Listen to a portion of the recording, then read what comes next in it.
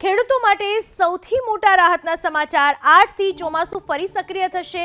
હવામાન વિભાગના અનુસાર 11મી જૂને ચોમાસું નવસારીમાં પ્રવેશ્યું હતું, પરંતુ ચોમાસું આગળ વધે એ માટેની સિસ્ટમ જ નબળી પડતા નવસારીમાં અટવાયું હતું, પરંતુ હવે 8 થી ચોમાસું ધીમે ધીમે આગળ વધશે। હવામાન વિભાગના મતે ઉત્તર ગુજરાતના સાયક્લોનિક સર્ક્યુલેશન સર્જાયું છે, જેને લઈને 25મી જૂન સુધીમાં અમદાવાદમાં મુશળધાર વરસાદ વરસશે।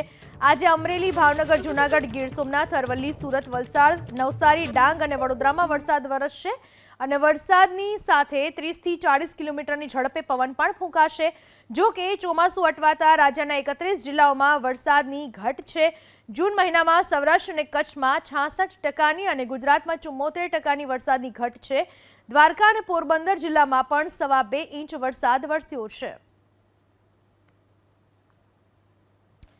અલગ અલગ જિલ્લાઓમાં વરસાદ વરસી રહ્યો છે અને સાથે જ હવે આગામી દિવસોમાં વરસાદ વરસવાની આગાહી હવામાન વિભાગે કરી છે। અત્યાર સુધી ચોમાસું નવસારીમાં અટક્યું હતું। સિઝનનું ચોમાસું બેસી ગયા બાદ સાયક્લોનિક સર્ક્યુલેશનની સિસ્ટમ આગળ ન વધતા ચોમાસું ખૂબ જ ધીમી ગતિએ હતું, પરંતુ હવે રાજ્યમાં ચોમાસું આગળ વધશે।